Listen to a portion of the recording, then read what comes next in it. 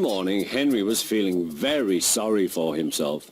Sometimes he could pull trains, but sometimes he felt he had no strength at all.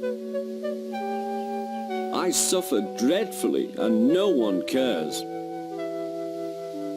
Rubbish, Henry, snorted James. You don't work hard enough.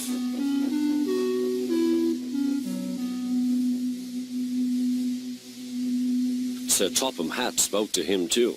What's wrong with you, Henry? You have had lots of new parts and new paint too, but they've done you no good. If we can't make you better, we must get another engine instead of you to do the work. This made Henry, his driver and his fireman very sad.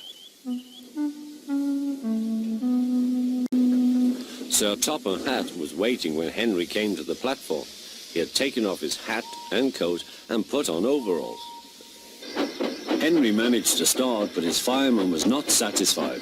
Henry is a bad steamer, he said to Sir Topham Hatt. I build up his fire, but it doesn't give enough heat.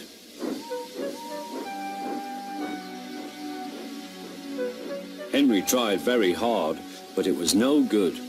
He didn't have enough steam and came to a stop outside Edward's station.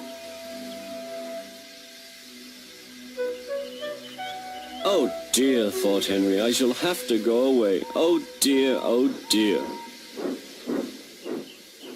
All he could do was to go slowly onto a siding, and Edward took charge of the train. Sir Topham Hatt and the fireman went on discussing Henry's troubles. What do you think is wrong, fireman? Asked Sir Topham Hatt. Excuse me, sir, he answered, but the fact is the coal is wrong. We've had a poor lot lately, and today it's worse. The other engines can manage, they have big fireboxes. Henry's is small and can't make the heat. With Welsh coal, he'd be a different engine. It's expensive, said Sir Topham Hatt, but Henry must have a fair chance. James shall go and fetch some.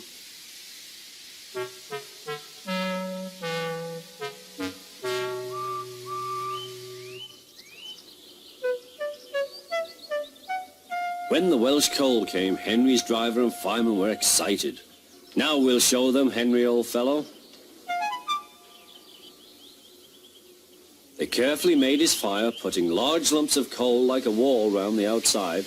Then the glowing middle part was covered with smaller lumps. You're spoiling my fire, complained Henry. Wait and see, said the fireman. We'll have a roaring fire. Just when we want it. The fireman was right. When Henry reached the platform, the water was boiling nicely, and he had to let off steam. How are you, Henry? Beep, beep, whistled Henry. I feel fine. Have you a good fire, driver? Never better, sir, and plenty of steam.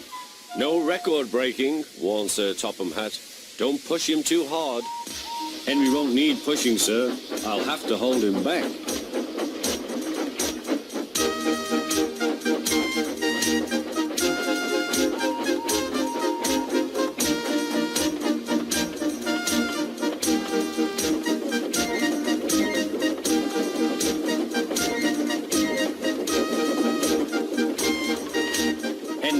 Lovely day.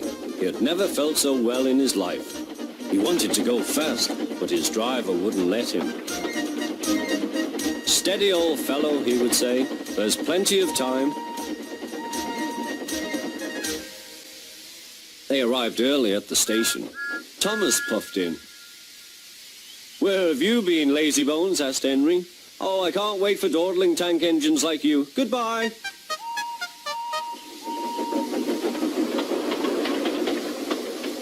Whoosh, said Thomas to Annie and Clarabel.